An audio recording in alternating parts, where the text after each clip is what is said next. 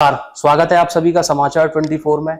आज का जो मेरा शो है वो बड़ा ही खास है। खास क्यों? क्योंकि आज हम बात करने वाले हैं एजुकेशन पे। एक ऐसे गेस्ट मेरे साथ मौजूद है जिनसे हमें बहुत सारी इंस्पिरेशन मिलने वाली है। तो स्वागत कीजिए हमारे special guest doctor Ashutosh Shukla, chairman Shri Giriraj Maharaj institution. Sir, बड़ा अच्छा लगा आपने हमें टाइम दिया। आप बड़ा बिजी रहते हैं, फिर भी हमारे व्यूअर्स के लिए आपने टाइम दिया, उसके लिए बहुत बहुत शुक्रिया। मधुसूदन जी, आपका बहुत बहुत शुक्रिया कि आपने मुझे इसके लिए समझा कि आप मुझे इंटरव्यू करने आए। बहुत बहुत धन्यवाद आपका। प्रयास करूंगा कि जो आपके व्यूअर्स हैं उनको कुछ एजुकेशन से संबंधित जो कुछ जानकारी दे सकता हूं देने का प्रयास करूंगा। अच्छा, आज आप इतने बड़े इंस्टीट्यूट के चेयरमैन हैं, इतने सारे स्टूडेंट आपके नीचे से निकलते हैं। जब आप खुद एक स्टूडेंट्स थे, जैसे स्कूलिंग की अगर मैं बात करूं, यूजी की बात करूं, पीजी की बात करूं, तो एक्चुअली बड़ा फनी सा सवाल था कि पढ़ाकू थे आप या शरारती थे, टीचर्स को परेशान करने वाले थे, कैसे स्टूडेंट्स थे आप? देखिए, समय के साथ था, मिक्स था। जब मेरा बोर्ड के पेपर थे, बोर्ड के एग्जामिनेशंस थे, तो थोड़ा सा सीरियस हुआ। उससे पहले तो जैसे एक समझिए कि बहुत लेवल बहुत बहुत जैसे पढ़ाकू स्टूडेंट कहे वो तो नहीं था। लेकिन उसके बाद में जब आफ्टर 12th थोड़ा सा सीरियस हुआ एजुकेशन को लेकर के, और उसके बाद मेरा कुछ एम मेरे निर्धारित हुए। मेरे फादर मेरे हमेशा मोटिवेटर रहे, उन्होंने मुझे मोटिवेट किया। और एक उद्देश्य था कि एकेडमिक्स में जाना है, और उसी तरीके से फिर मैंने अपना पहले बीएससी किया, फिर एलएलबी किया। एलएलबी भी काफ़ी अच्छे मार्क्स से किया। फिर एलएलएम किया। एलएलएम में मैंने आगरा विश्वविद्यालय में सर्वोत्तम अंक मेरे उस समय थे, कई गोल्ड मेडल मैंने लिए। फिर पीएचडी क्वालिफाई किया, फिर नेट क्वालिफाई किया, और एक एकेडमिक का जो मेरा सपना था उसकी तरफ मैं अग्रसर हुआ। अच्छा, सिर्फ एक आशुतोष शुक्ला एक स्टूडेंट, वहां से चेयरमैन आशुतोष शुक्ला बनने की जो कहानी है, जितना इतना बड़ा जो आपने एक एम्पायर खड़ा किया हुआ है, वो मैं एक्चुअली स्टोरी सुनना चाहता हूँ, क्योंकि मैं चाहता हूँ कि हमारे जो व्यूअर्स हैं वो इंस्पायर हों आपकी स्टोरी से। Madhusudan ji, Ashutosh Shukla being as a student और Ashutosh Shukla being as a chairman SGM group, बहुत अंतर है। मेरा कभी मेरी लाइफ का कभी उद्देश्य किसी बिजनेस वर्क में या इस तरह के चलाने का नहीं था। शुरू से ही जो मेरी लाइफ का गोल था या उद्देश्य था वो एक एकेडमिक्स में जाने का, एक टीचर बनने का था। और चूंकि मेरे फादर खुद एक टीचर थे, तो वो ही मेरा एक जीवन का गोल था। उनको मैं देखता था, उनकी मेहनत को मैं देखता था, तो मेरा जीवन का वही एक गोल था। और उन्हीं ने मुझे इंस्पायर किया कि मैं उसके लिए, एकेडमिक्स के लिए तैयारी करूं। और मैं आप ये बिल्कुल एक शब्द में कहूं कि Ashutosh Shukla connected to the Giriraj Maharaj college या Giriraj Maharaj group of institution is by chance. और ये डेस्टिनी की वजह से है। ये यदि मेरी चॉइस यदि देखी जाए तो बीइंग एज ए कैरियर ही मेरा चॉइस नहीं है। बीइंग एज ए कैरियर मेरा जो चॉइस है वो एक अच्छा टीचर या एक अच्छे प्रोफेसर बनने का उद्देश्य मेरा। अच्छा, बाय डिफॉल्ट आप इस प्रोफेशन में? बाय डिफॉल्ट मैं प्रोफेसर के ऊपर आ गया, बल्कि मुझे प्रोफेसर होना था। अच्छा सर, एक डिबेट चलता है आजकल आपके यहाँ, तो इतने सारे स्टूडेंट्स हैं, कि स्किल वर्सेस डिग्री का। जी जी जी। आप सोशल मीडिया पे भी देखते होंगे, और आजकल तो मीम्स बहुत बनते हैं, आप देखते भी होंगे। लोगों का ऐसा मानना है कि स्किल होना बहुत ज्यादा जरूरी है एज कंपेयर टू डिग्री। जी जी। लेकिन मेरी जो पर्सनल राय वो ये है कि both are equally important for students, क्योंकि स्किल भी होनी चाहिए, डिग्री भी होनी चाहिए। स्किल आपके पास बहुत है, लेकिन कहीं आप इंटरव्यू के लिए गए तो जो एलिजिबिलिटी फॉर्म भरा जाता है उसमें अगर आपके पास डिग्री नहीं है तो वो आपको वैसे ही एक्वायर नहीं करेगा। और सिर्फ आपके पास डिग्री है, स्किल नहीं है, तो वैसे आप इस पूरे प्रकरण को कैसे देखते हैं? मधुसूदन जी, ये समय की मांग है, और समय जैसे जैसे परिवर्तनशील होता गया वैसे वैसे एजुकेशन सेक्टर भी परिवर्तित होता गया।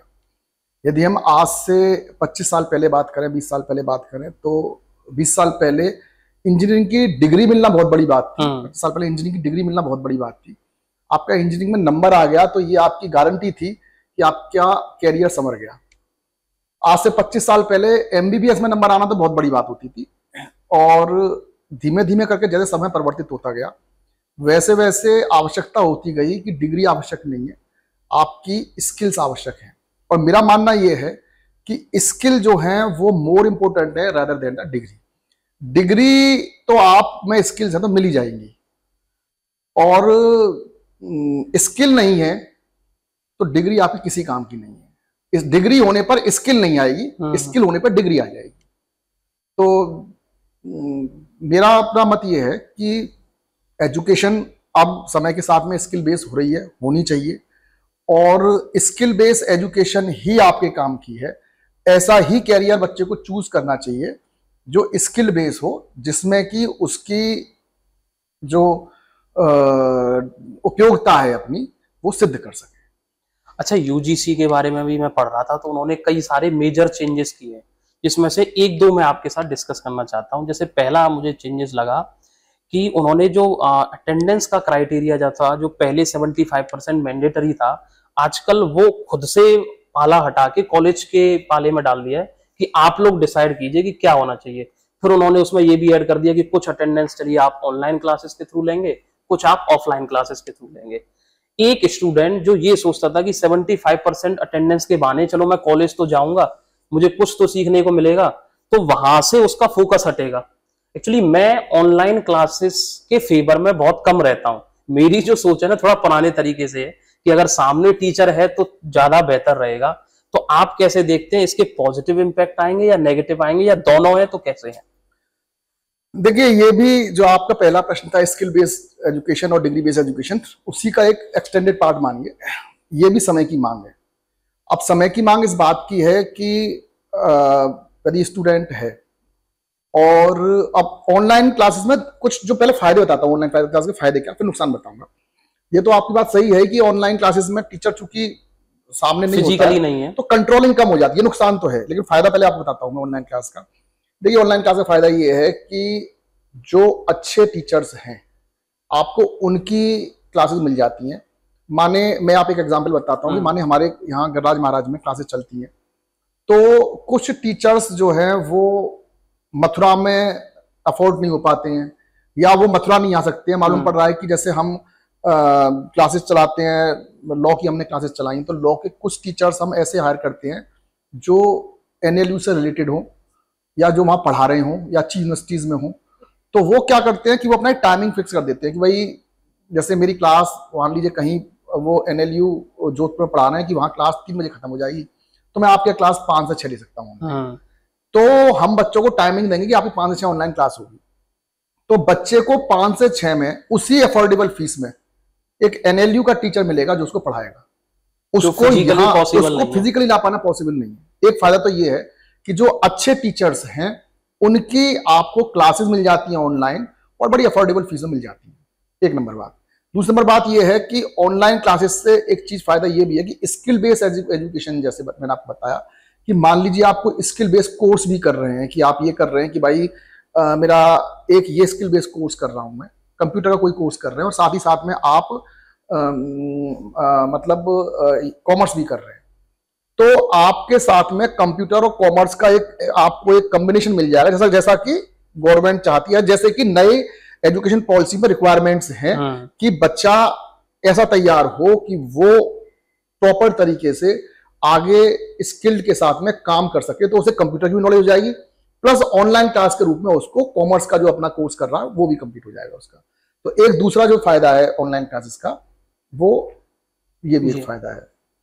यही चीज क्लासेस के लिए हो जाती है कि आप ऑनलाइन क्लासेस ले रहे हैं तो आपको क्लासेस लेना है बजाय कि फिजिकल अपीयरेंस के। अब वो सिस्टम नहीं कि आप क्लास में आ रहे हैं, सुबह आ रहे हैं, शाम को जा रहे हैं, वो एक ट्रेडिशनल वे में लग रही है। वो चीजें धीमे धीमे करके खत्म हो रही हैं, वो असल में अपसमांगिक हो रही हैं। मतलब अब समय के साथ में ना वो चीजें अप टू डेटेड नहीं हो रही हैं, इररिलेवेंट हो रही हैं, इररिलेवेंट हो रही हैं। अब जो जमाना है वो कंप्यूटर का है, AI का है, वो ऐसी चीजों का है कि आप टेक्नोलॉजी बेस्ड नॉलेज आपको होनी चाहिए। तो सब चीजें अब ये इररिलेवेंट हो रही हैं कि आप पूरा टाइम दे रहे हैं, उसमें मालूम पड़ रहा है कि आप 8 घंटे 6 घंटे आप कॉलेज में दे रहे हैं, और जो आपका आउटपुट है वो 4 घंटे 4.5 घंटे निकल रहा है। तो उस आउटपुट को प्रॉपर किया जा रहा है, स्किल्स को डेवलप किया जा रहा है, और बच्चे को नए भारत के लिए तैयार करने का प्रयास किया जा रहा है। इसके बैड इंपैक्ट कुछ तो होगा। बैड इंपैक्ट सबसे बड़ा तो ये है कि बच्चा कंट्रोल नहीं होता है। बच्चे सीरियस नहीं होता है। ऑनलाइन क्लासेस में बच्चा, आपने बहुत सारे मीम्स देखे होंगे जो करते हैं, तो वो बच्चा सीरियस नहीं होता है। जो क्लास में टीचर के सामने बच्चे की नजर से डरता है, जब हम आप पढ़ा करते थे तो जो हमारी आपकी पिटाई हुआ करती थी, बच्चे की पिटाई नहीं हो पाती है। पिटाई सबसे बड़ा इम्पैक्ट यही है कि वो पिट नहीं पाता है टीचर से। पिटाई का मतलब वो मतलब टीचर उसको डायरेक्टली कंट्रोल नहीं कर पाता है, प्रेशर में नहीं आ पाता है। पिटाई से मेरा मतलब ये तो मैंने अपने घर में ही देखा है कि छोटे जो बच्चे हैं उनकी अगर ऑनलाइन क्लासेस होती है तो वो क्रोम पे चल रही है और वो कुछ और काम कर रहे हैं। हाँ, वो उस तरीके से भी काम करते हैं। ठीक है। अच्छा, दूसरा जो यूजीसी ने मेजर चेंजेस किया है या अभी करने वाली है, इंप्लीमेंट होने वाला है, कि 2 बार एडमिशंस प्रोसेस किए जा सकते हैं, एक जुलाई अगस्त में और एक जनवरी और फरवरी में। इसमें भी मेरे 2 सवाल थे। एक तो ये कि बच्चों के लिए अच्छा है, एक बार उन्हें अपॉर्चुनिटी नहीं मिली, किसी कारणवश जुलाई अगस्त में वो एडमिशन नहीं ले पाए, तो हो सकता है वो जनवरी और फरवरी में भी ले लें।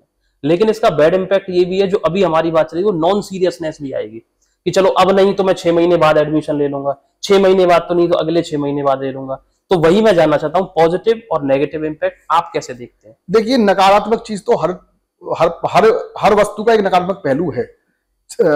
मतलब एक कहावत ये होती है कि जो छाया होती है वो तो आपके साथ चलती चलती है, तो ये उसको हम छोड़ें। लेकिन सर, इसका जो बेसिक रीजन वो इस बात का है कि जब कोई बच्चा कहीं किसी बोर्ड का एग्जाम देता है, तो कई बार क्या होता है कि किसी कारण से, किसी भी ऐसे कारण से जो कि इररिलेवेंट कारण रहा या उस समय तत्कालिक कारण रहा, बीमार हो गया, घर में कोई परेशानी हुई या कोई मेंटली बच्चा एकदम से कोई डिप्रेस रहा, तो उस कारण से उसका एग्जाम खराब हो जाता है और बच्चा किसी सब्जेक्ट में री या एक्स में बच्चा चला जाता है। अब होता यह था कि उसका रिजल्ट आते आते, बच्चे का जून में रिजल्ट, पहले मेन रिजल्ट आएगा, फिर उसका फॉर्म भरा जाता था, फिर वो आते आते रिजल्ट आते आते जुलाई तक का टाइम हो जाया करता था। तब तक जो अच्छे इंस्टीट्यूशंस थे उनमें एडमिशंस खत्म हो जाया करते थे। तो बच्चा एक छोटे से कारण की वजह से, एक स्टूडेंट एक छोटे से कारण की वजह से एक जो अच्छी एजुकेशन उससे वंचित रह जाया करता था। तो मेजर रीजन इसका इस बात का है कि ऐसे स्टूडेंट्स जो किसी री या किसी कारण से उस समय पर क्वालिफाइंग एग्जाम को, जो क्वालिफाइंग एग्जाम उसको क्लियर नहीं कर पाए हैं, वो उसको एक अपॉर्चुनिटी दे करके हम उसको दोबारा से उस लाइमलाइट में, उस स्ट्रीम लाइट में उसको लेके आ जाए। अच्छा, क्या आप मानते हैं कि हर कॉलेज में एक एंट्रेंस एग्जाम होना चाहिए या सिर्फ जो पुराना ट्रेडिशनल मेथड चला रहा है मेरिट बेस वही चलना चाहिए? नहीं, एंट्रेंस एग्जाम होते हैं। देखिए, अब चूंकि एज ए होल मतलब एजुकेशन सिस्टम डाउन हो रहा है, एज ए होल पूरा जो सेटअप है वो डिग्रेड हो रहा है, तो इसलिए वो जो अच्छा मतलब एक एंट्रेंस का जो बीच का वो बहुत बढ़ गया है। या तो बहुत ऐसी क्लास का एंट्रेंस है जिसे बहुत हाई क्लास का एंट्रेंस हो गया, या वो बिल्कुल एंट्रेंस नाम मात्र का हो गया है। जैसे मैं आपसे कहूं कि ज्यादातर एग्जामिनेशन एंट्रेंस ही होते हैं। बीएड का होता है तो वो एंट्रेंस ही होता है। वो ऑनरेबल सुप्रीम कोर्ट की गाइडलाइंस है कि सिंगल विंडो सिस्टम ही एडमिशन का होना चाहिए। ऑनरेबल सुप्रीम कोर्ट ने कहा है कि प्रोफेशनल कोर्सेज जितने भी हैं उनमें एडमिशन का एक सिंगल विंडो सिस्टम होना चाहिए, यानी एक ही जगह से आपके दाखिले की प्रक्रिया होनी चाहिए, बैकडोर एंट्रीज बंद होनी चाहिए जिससे कि करप्शन रुके। तो सिंगल विंडो सिस्टम का मतलब हुआ कि स्टेट लेवल पर एक एंट्रेंस कंडक्ट होता है। बीएड का होता है, इंजीनियरिंग का होता है, मेडिकल का होता है, फार्मेसी का होता है, नर्सिंग का होता है, सभी जितने प्रोफेशनल कोर्सेज हैं सभी का होता है। कुछ कोर्सेज अभी ऐसे हैं जो पाइपलाइन में, जिनका शायद आने वाले इस वक्त में कुछ समय में स्टार्ट हो जाएगा। कुछ कॉलेजेस इसका फायदा भी उठा रहे हैं शायद कि बैकडोर एंट्री से स्टूडेंट्स को ले रहे हैं, कुछ कॉलेजेस में चल भी रहा है ये। अब देखिए, ये तो अलग अलग हो सकता है, मैं तो नहीं बता सकता इस बात को कि, लेकिन ज्यादातर जो एडमिशन प्रक्रिया हैं वो सरकार की तरफ से उसको पारदर्शिता करने की कोशिश की गई है और वो एंट्रेंस बेस्ड करने का प्रयास किया जा रहा है। सरकार का भरकस प्रयास इस बात का है कि एजुकेशन क्वालिटी में हो, स्किल बेस हो, अफोर्डेबल हो और बच्चे को कुछ करने लायक, बनाने लायक उसको हो, और उस पर से प्रेशर हटाने वाली हो। ये 4 पॉइंट्स जो हैं ये मेजर कंसर्न है जिन पर की गवर्नमेंट का फोकस है। यही चारों पॉइंट्स को लेकर के पॉलिसीज डेवलप की जा रही हैं।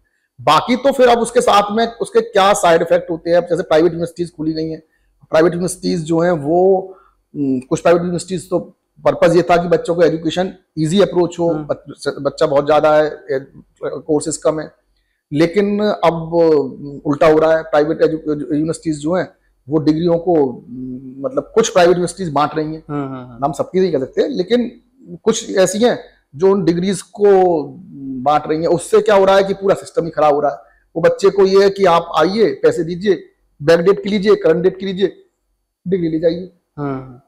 उससे बच्चा का जो पढ़ने का रुझान है या जो गवर्नमेंट की पॉलिसीज हैं उन पे सब पे पतीला लग रहा है एक तरीके से। तो अच्छा, ये तो मैं ना एक यूनिवर्सिटी का केस स्टडी कर रहा था, एक्चुअली मैं नाम नहीं ले सकता ऑन कैमरा यूनिवर्सिटी का। उसके यहाँ जो है वो 12,000 सीटें हैं फिजिकली, और उन्होंने जो एडमिशन ले रखे हैं वो शायद 23 या 24,000 एडमिशन ले रखे हैं। उन्होंने कुछ कोर्सेज में क्या कर दिया कि पूरा 3 साल का कोर्स ही ऑनलाइन है, क्योंकि उनके पास उतना स्पेस ही नहीं है।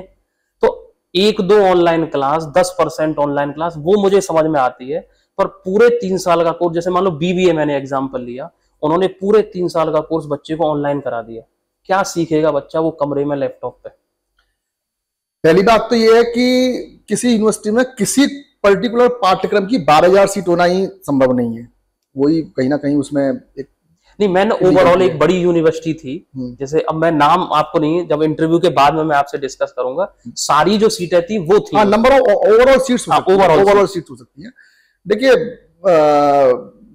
जो ऑनलाइन क्लासेस है ना, वो भी अब कराने सिस्टम से चलाएं तो दिक्कत नहीं है, आप सिस्टमेटिक तरीके से चलाएं तो दिक्कत नहीं है। बहुत सारे सॉफ्टवेयर है, ऐप है, बच्चा उसमें पढ़ता है, करता है, ऐसा नहीं पूरा 3 साल का कोर्स ऑनलाइन नहीं हो रहा, चल रहा है। आईआईटी चला रही है, बहुत अच्छे से कोर्स चला रही है। आप समझिए ना, आप समझिए उसकी अच्छाई समझिए। देखिए, गंदगी तो, खराबी तो, जैसे मैंने कहा ना कि छाया तो हर चीज के साथ है, लेकिन इस पार्ट की अच्छाई समझिए क्या है। आईआईटी जितनी भी हैं वो तमाम तरह अपने रेगुलर कोर्सेज के अलावा वो ऑनलाइन कोर्सेज की नई श्रृंखला उन्होंने स्टार्ट की है। और कोर्सेज क्या है? बीएससी इन एआई, मतलब जो बीएससी इन बायोटेक्नोलॉजी के साथ में इंजीनियरिंग के लिए साथ में, ठीक है ना, बीएससी बायोटेक प्लस इंजीनियरिंग, हाँ ठीक है। कई सारे नए जो हैं, जैसे कि जो कोर्सेज है, जो रिक्वायरमेंट है, समय की रिक्वायरमेंट है, वो ऑनलाइन करा रहे हैं और बच्चे कर रहे हैं उसको। और उसमें बच्चे को डिग्री आईआईटी की मिलती है, बच्चे को टीचर्स आईआईटी के मिलते हैं, और आईआईटी उसको करा रहा है और बच्चे सीख रहे हैं उससे। तो वो एक अच्छी चीज है।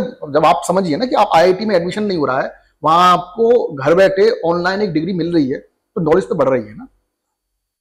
अच्छा, मैं ना आपके लॉ कॉलेज के बारे में पढ़ रहा था और मैंने देखा, जब सर्वे के थ्रू देखा कि आसपास के जितना भी एरिया है उन सब में सबसे बेहतर लॉ कॉलेज आपने डेवलप किया है। तो ये जर्नी आपने कैसे पॉसिबल कर पाई? देखिए, गिरिराज महाराज जो कॉलेज की स्थापना हुई वो मेरे पिताजी ने सन 2002 में की। वो खुद एक टीचर थे, आगरा विश्वविद्यालय में डीन रहे थे, लॉ के डायरेक्टर रहे थे गवर्नमेंट कॉलेज में। उसके अलावा वो एक अधिवक्ता भी थे। तो जो लॉ, उनका एक कंसेप्ट था, उनका कंसेप्ट ये था कि 2002 के आसपास आप महसूस करेंगे तो प्राइवेट सेक्टर में एजुकेशन बहुत महंगी थी और हर बच्चा उसको अफोर्ड नहीं कर पाता था। होता ये था कि या तो बच्चे का मेरिट में नाम है तो सरकारी कॉलेज में नंबर मिलेगा, या फिर उस पर इतना पैसा हो कि वो प्राइवेट को अफोर्ड कर सके। मध्यम वर्गीय परिवार का, जैसे हमारे आपके मध्यम वर्गीय परिवार के जो बच्चे थे, उनके लिए एजुकेशन प्राप्त करना बड़ा दुश्वार था। तो उन्होंने उसी चीज को समझते हुए एक एजुकेशन इंस्टीट्यूशन की इस आधार पर स्थापना की कि हम इसमें फीस का जो क्राइटेरिया है वो अफोर्डेबल रखेंगे, वो मध्यम वर्ग को ही टारगेट करेंगे, मध्यम वर्ग के लिए ही रखेंगे और मध्यम वर्ग को ही हम इसमें एडमिशन का क्राइटेरिया रखेंगे। तो इस आधार को रखते हुए उन्होंने सबसे पहले लॉ कॉलेज स्टार्ट किया और बड़ी अफोर्डेबल फीस थी। और चूंकि उनका खुद वो लीगल फील्ड से बहुत बड़ी उनकी शख्सियत रही थी, तो खुद वो क्लास लिया करते थे, खुद पढ़ाया करते थे, कई सब्जेक्ट खुद पढ़ाते थे वो। तो धीमे धीमे करके फिर वो चीजें आगे बढ़ती गई और एजुकेशन, बच्चे को मोटिवेशन और अफोर्डेबिलिटी ऑफ द एजुकेशन, इन चीजों से चीजें बढ़ती। और आज मैं समझता हूँ कि स्थिति ये है कि गिरिराज महाराज लॉ कॉलेज जो है वो उत्तर भारत का सर्वाधिक सीट वाला, सर्वाधिक लॉ स्टूडेंट देने वाला संस्थान है। आप मथुरा, हरियाणा का पार्ट, फरीदाबाद, दिल्ली, इवन चंडीगढ़, जम्मू तक जो है तमाम स्टूडेंट्स यहाँ के पास आउट जाते हैं। और अच्छा लगता है बहुत जब भी मालूम पड़ता है कि कई बार कि हरियाणा में, फरीदाबाद में स्पेशली ऐसा है कि कई कोर्स में जजेस भी हमारे यहाँ के स्टूडेंट रहे, और जो वकालत कर रहे हैं, लॉयर कर रहे हैं, वो भी हमारे यहाँ के हैं। और कई कोर्ट्स में ये हो जाता है कि जो वहाँ के बार के इलेक्शन होते हैं, उसमें इलेक्शन कंटेस्ट जो कर रहे होते हैं वो ज्यादातर हमारे यहाँ के स्टूडेंट होते हैं। तो वो सब चीजें बहुत लंबा समय हो रहा, और बस उनकी बेसिकली उन्हीं की मेहनत थी, उन्होंने एक पौधा लगाया था, उसको हम आगे बढ़ाने का प्रयास आप कैरी फॉरवर्ड कर रहे हैं। अच्छा, मैंने आपका चैरिटी वर्क देख रहा था, आपका एक हॉस्पिटल भी है जी, जिसमें मैं खुद गया और मैंने देखा कि इतने हाईली क्वालिफाइड डॉक्टर और फ्री ओपीडी। आज के इस जमाने में कोई किसी को 10 रुपए देने को तैयार नहीं है, आपने फ्री ओपीडी चला रखी है वहां पर। देखिए,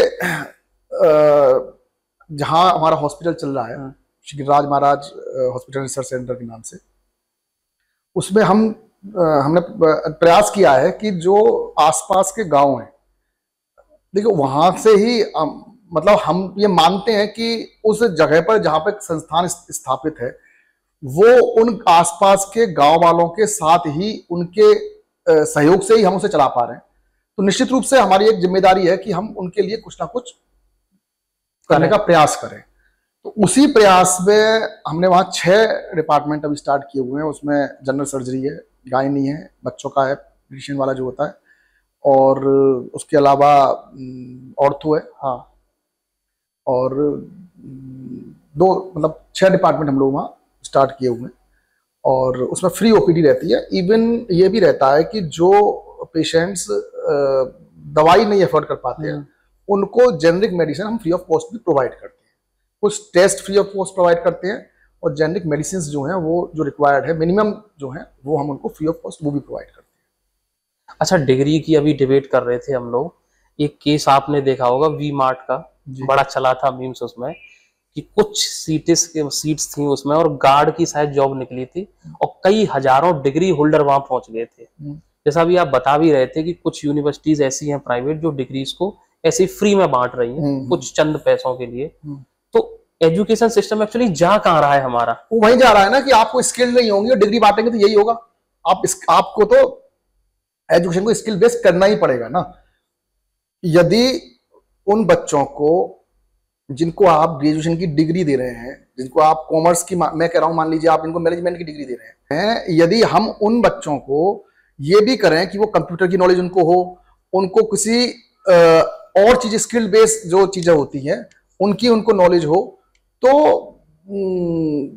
वो बच्चा फिर गार्ड के लिए नहीं जाएगा ना। उस बच्चे के पास बहुत सारी चीजें हैं। अब कुछ फील्ड ऐसे हैं जहां पर कि बहुत अपॉर्चुनिटीज है, ठीक है, जैसे कि आजकल साइबर क्राइम बहुत ज्यादा हो रहा है। तो अभी मानिए कि कॉमर्स का स्टूडेंट है, वो मैनेजमेंट में जा रहा है और उसको साथ ही साथ में उसको नॉलेज दी जा रही है कि साइबर क्राइम के रिलेटेड नॉलेज हो रही है उसको, तो वो फिर अपने आप में एक नॉलेज होगी ना उसको, तो वो अपने आप ही कंपनी उसको हायर करेगी। आज की रिक्वायरमेंट है, हर कंपनी चाहती है कि भाई ऐसा आदमी हो कि जो इंजीनियरिंग का काम भी कर ले, डॉक्टरी का काम भी कर ले और मैनेजमेंट का काम भी कर ले। यानी हॉस्पिटल्स में रिक्वायरमेंट कैसी है कि डॉक्टर हो जो मैनेजमेंट करना जानता हो, मैनेज कर सके, ठीक है ना। जो कस्टमर आ रहे हैं, जो पेशेंट्स आ रहे हैं उन पेशेंट्स को मैनेज कर सके कि वो उस हॉस्पिटल में रुके, और डॉक्टर भी हो। इंजीनियरिंग हो तो जहां पर इंजीनियर्स हैं उनकी रिक्वायरमेंट ये है कि वो इंजीनियर भी हो, साथ ही साथ में उसके साथ में जो वर्कर काम कर रहे हैं उनको भी वो साथ लेके चल सके, तो यानी उसे लॉ की नॉलेज भी हो, लीगल नॉलेज भी इंजीनियरिंग के लिए आवश्यक है। तो वो स्किल यदि नहीं होगी तो चीजें नहीं हो पाएंगी। अच्छा, एआई की बात चलती है, एक्चुअली एक मत तो लोगों का ये है कि एआई जो है वो जॉब्स को खा रही है, लेकिन दूसरा मैंने पर्सनली ये भी फील किया कि एआई को बनाने वाले भी तो हम ही हैं, उसे चलाने वाले भी तो हम हैं। तो एआई का एजुकेशन में क्या रोल है और आगे आप क्या देखते हैं? बहुत पूरा रोल है। आप समझिए कि एआई एक नया फील्ड है, और आप नोट कर लीजिए इस बात को कि जैसे आप बहुत सारी चीजों पूछ रहे हैं ना कि हमारे समय पर तो भाई क्लासेस चला करती थी सुबह से शाम तक, अब ऑनलाइन क्यों चल रही हैं। आप निश्चित मानिएगा कि बहुत सारे जो बहुत नामी डिपार्टमेंट हैं आजकल, जो नामी फील्ड है जहां पर कि रोजगार के अवसर है, वो बिल्कुल खत्म हो जाएंगे। मैं आपको एग्जांपल देता हूं कि मेडिकल के फील्ड में आज के टाइम में रेडियोलॉजिस्ट की बहुत पूछ है। मतलब एमडी रेडियोलॉजिस्ट जो है उसकी बहुत ज्यादा रिक्वायरमेंट है। जैसे जैसे ये एआई बढ़ता जा रहा है, रेडियोलॉजिस्ट की रिक्वायरमेंट अपने आप डाउन होती चली जाएगी। रीजन क्या है कि आप एक टेक्नीशियन है जो सीटी और एमआरआई करना जानता है, उसने सीटी किया, एमआरआई किया, और एआई के थ्रू उसने उस पर रिपोर्ट जनरेट के लिए उसने डाला। इंटरनेशनली उसे रिपोर्ट मिल जाएगी, उसकी रिपोर्ट जो है वो यहीं बैठा होगा और इंटरनेशनल लेवल पर उसकी रिपोर्ट आएगी, जनरेट की, उसने उसको रिपोर्ट पकड़ाई, 1.5 वर्ष का काम खत्म हो जाएगा। ये मैं एक बात बता रहा हूँ, मतलब कुछ फील्ड जो है वो बहुत कम हो जाएंगे और कुछ, हाँ, और जो कुछ फील्ड जो है बढ़ जाएंगे काफी। अच्छा, एक ना स्कैम चलता है यूनिवर्सिटीज में, आपने देखा होगा। मैं तो जब भी रोड पर निकलता हूँ, बोर्ड लगा हुआ होता है कि 100% प्लेसमेंट है हमारी तरफ से। एक्चुअली अगर सारी यूनिवर्सिटीज की तरफ से 100% प्लेसमेंट है तो ये अनएम्प्लॉयमेंट कैसे है? इसलिए तो अनएम्प्लॉयमेंट है कि 100% प्लेसमेंट है। वो फिर हो क्या रहा है? वो यही हो रहा है वो कि वो डिग्री यदि आपको बांटनी है तो फिर बढ़ती है, तो ऐसे ही बढ़ती है और ऐसे ही आता है। एक्चुअली उनका प्लेसमेंट कहाँ रहे हैं वो लोग? वो उन्हें जॉब तो डॉक्यूमेंट्स में कहीं तो जॉब दे रहे होंगे ना, वो दे कहाँ रहे हैं? नहीं, कहीं नहीं दे रहे, वो फेक है, वो कहीं नहीं दे रहे। या जितना नहीं हो सकता है, कोई नहीं देता, कोई नहीं दे सकता है। आप तो समझिए, मैं कह रहा हूं कि 100% छोड़ दीजिए, यदि कोई विश्वविद्यालय, यदि कोई भी संस्थान ये कहता है कि साहब हमने 70% भी प्लेसमेंट दिया है, तो वो तो आपने बड़ा कम बोला है, उससे ज्यादा ही वो भी गलत है। इवन कोई आईआईटी नहीं है ऐसा जो 100% प्लेसमेंट दे सकता हो, हो ही नहीं पाता है ही नहीं, पॉसिबिलिटीज नहीं हो पाती। अच्छा, आप इतने सालों से इंस्टीट्यूट चला रहे हैं, कोई ऐसा केस आपके पास में आया किसी स्टूडेंट्स का, किसी पेरेंट्स का, कि सोचने पे आप मजबूर रहे हो, उसे समझा ना पा रहे हो, अपनी बात कन्वे ना कर पा रहे हो? कोई टिपिकल सा कोई केस याद आ रहा है, कोई किस्सा याद आ रहा है आपको? कुछ शरारती स्टूडेंट्स आते हैं? नहीं, स्टूडेंट्स तो शरारती होते हैं। देखिए, मैं 2002 से ही संस्थान से जुड़ा हुआ हूँ। जब स्टार्ट हुआ था, मैं उससे पहले पढ़ रहा था, अपनी एजुकेशन ले रहा था, और मैं अचानक से जैसे ही संस्थान स्टार्ट हुआ तो मैं संस्थान में जुड़ गया। अब आज 2025 चल रहा है, तो आप समझिए कि करीब करीब 23 साल हो गए, और 23 साल में मैं एक ही एज ग्रुप के साथ वर्क कर रहा हूँ, जिनकी उम्र जो है वो 17 साल से लेकर के और 21 साल 22 साल के बीच की होती है। इसी के साथ हूँ लगातार। तो मैं उस 17 से 21 साल के बीच का जो हमारा युवा है, 23 साल में मैंने उनका पूरी सोच को परिवर्तित होते देखा है।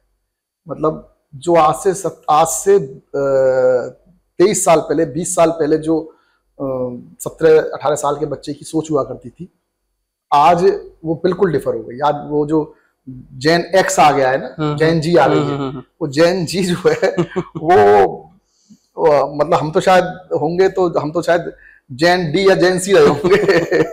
तो बहुत ज्यादा चीजें चेंज उसमें आ गई हैं, और उस आने के साथ में ही हम भी कोशिश करते हैं कि परिवर्तित समय के साथ में ही बच्चे को समझाने का प्रयास किया जाए। और देखिए, उम्र होती है और ये नैसर्गिकता है, तो इस उम्र में यदि जो बच्चा है वो शरारत नहीं करेगा, कॉलेज लाइफ में नहीं करेगा, तो फिर हम उसकी नैसर्गिकता को खत्म कर देंगे। माने कि हम उसकी जो जीवन की एक आवश्यक पहलू है उसको हम कर्टेन कर देंगे। वो मैं नहीं पसंद करता हूं। मेरा मानना ये है कि जो जीवन के जिस उम्र के पड़ाव में, क्षेत्र पे है, उसको उस उम्र को जीना चाहिए, उसको उस उम्र का एंजॉय करना चाहिए। तो ये बच्चे होते हैं 17 से 21-22 साल के जो आते हैं, स्टूडेंट आते हैं हमारे यहाँ, वो शरारती भी होते हैं, नई नई शरारत करते हैं, हमको सीखने को मिलता है उनसे, बहुत सारी चीज सीखते हैं उनसे, हम खुद अपडेट हो रहे हैं, खुद अपडेट होते हैं उनसे। अच्छा, एक्चुअली अभी आपके यहाँ LLB के अलावा और भी बहुत सारे कोर्सेज हैं। तो जैसे अभी आपने देखा होगा जेई और नीट का एग्जाम होता है, और भी बड़े बड़े एग्जाम है। एक्चुअली बहुत सारे ऐसे बच्चे जिनका सिलेक्शन वहां नहीं हो पाता है क्योंकि सिलेक्शन रेट बहुत कम है, सीट्स कम है, तो वो बड़े हताश हो जाते हैं। और कई सारे केसेस आपने सुने होंगे कि कोटा में सुसाइड के केसेस आते हैं। उनके लिए क्या मैसेज है कि वो कोर्स नहीं तो कुछ और भी तो कोर्सेज हैं, वो इतना क्यों उसी में प्रेशराइज कर लेते हैं अपने आप को? देखिए,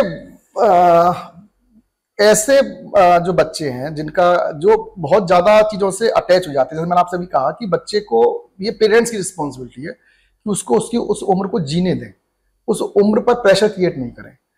तो बच्चा परेशान तभी होता है जब उसे प्रेशर क्रिएट होता है। और विश्वास मानिएगा कि 10वीं की मार्कशीट और 12वीं की मार्कशीट सिर्फ गवर्नमेंट डॉक्यूमेंट्स में आपके डेट ऑफ बर्थ के वेरिफिकेशन के अलावा कोई काम नहीं आती, किसी काम की नहीं है, सिवाय इसके कि तमाम गवर्नमेंट की जगह पर एक डॉक्यूमेंट मांगा जाता है कि आपका डेट ऑफ बर्थ क्या है और उसको आप वेरीफाई कराते हैं, आइडेंटिटी क्या है। बस उसके अलावा आपके 10th के मार्क्स, आपके 12th के मार्क्स कोई काम के नहीं है, कोई काम नहीं आते हैं। काम आता है तो आपका ये काम आता है कि आपका मानसिक सदृढ़ता कितनी है, आप मेंटली कितने टफ हैं चीजों से लड़ने के लिए, आप में स्ट्रांगनेस कितनी है, आपकी विल पावर कितनी है, चीजें ये काम आती हैं। आप यदि मानसिक रूप से स्वस्थ हैं, शारीरिक रूप से स्वस्थ हैं, तो आप निश्चित मानिए कि आप किसी 10वीं के जिस समय टॉपर किया होगा उसके मुकाबले अपने जीवन में बहुत अच्छा कर जाएंगे। तो बच्चे को आवश्यकता पेरेंट्स को कि उसको उस लाइफ को जीने दें, मानसिक रूप से उनको स्ट्रॉन्ग करें, फिजिकली उनको स्ट्रॉन्ग करें, और ये नंबर गेम के बजाय बच्चे को ऐसी चीजों की तरफ प्रोत्साहित करें जहां उसका इंटरेस्ट हो, जहां उस पर उसको लगता है कि मेरे पे प्रेशर नहीं है, तो वहां उसको करें। अब मैं आपको एक एग्जांपल बताता हूँ, इसी बातों की बात में एग्जांपल बताता हूँ कि मेरा कभी कोई प्लान नहीं था कि मैं किसी मतलब ऐसा कभी था ही नहीं कि किसी संस्थान होगा, कोई संस्थान का रन करेंगे। मेरा जो एकेडमिक आप देखेंगे तो 12th तक बहुत नॉर्मल रहा है। 12th के बाद में हाई स्कूल जब मैंने बीएससी किया तो बीएससी में मेरे मार्क्स काफी अच्छे थे, और उसके बाद में मैंने एलएलबी जब किया तो एलएलबी में मेरे उस समय पर आगरा विश्वविद्यालय के में मेरे हाईएस्ट मार्क्स थे, और केवल हाईएस्ट मार्क्स नहीं थे, जितने भी सब्जेक्ट्स थे ऑलमोस्ट सब्जेक्ट्स में मेरा गोल्ड मेडल था। उसके बाद फिर एलएलएम मैंने क्वालिफाई किया, एलएलएम में भी मेरे हाईएस्ट मार्क्स, मैंने यूनिवर्सिटी को टॉप किया। उसके बाद फिर मैंने पीएचडी किया, बड़ा मतलब पीएचडी मेरा हुआ, फिर मैंने नेट क्वालिफाइड किया। तो मेरी यदि आप देखिए कि उस हिसाब से तो मैं कहीं भी किसी भी जगह टीचर होता तो शायद एक अलग लाइन होती मेरी, ठीक है ना, लेकिन डेस्टिनी को इधर लाना था, तो वो पढ़ाई काम नहीं आई। और वो चीजें होती हैं जो बहुत सारी चीजें आपको आपके भाग्य, आपके प्रयास से मिलती हैं। तो पढ़ाई का ऐसा नहीं है कि नंबर जो है वो केवल आपका एक सिर्फ उस टाइम मार्कशीट तक ही सीमित है। बात वही है कि skill are more important. Parents को मेरा बिल्कुल इस बात का है कि पेरेंट्स को इस बात का ध्यान रखना चाहिए कि हमारा बच्चा जिस एज ग्रुप में है उस एज ग्रुप को वो अच्छे से जी, उस एज ग्रुप को वो एंजॉय करे। यदि पेरेंट्स इस बात पर ध्यान रखेंगे कि बच्चा उस एज ग्रुप को एंजॉय करेगा तो निश्चित रूप से मानिए वो बच्चा अपने जीवन में तरक्की करेगा, बच्चा सफल हो जाएगा। ये बहुत सीधा सा मेरी अपनी सोच है इसी चीज को लेकर। अच्छा, एक इंटरप्रेन्योर अगर आपको देख रहा है 20 साल, 25 साल, 30 साल का, तो उसके लिए क्या मैसेज है? फेलियर से सक्सेस का रास्ता कैसे चुने वो? देखिए, फेलियर तो पार्ट ऑफ द लाइफ है ही, और आप 10 प्रयास करते हैं तो 8 प्रयास तो आपकी असफलता के होंगे ही होंगे, सभी के होते हैं। और जो लास्ट के 2 प्रयास में से एक में आधे सफल हुए, एक में पूरे सफल होते, दुनिया केवल उसी को दिखती है। तो ये मानना कि मैं 10 में से 8 बार असफल हो गया और अब असफल हो गया, तो सभी लोग असफल होते हैं।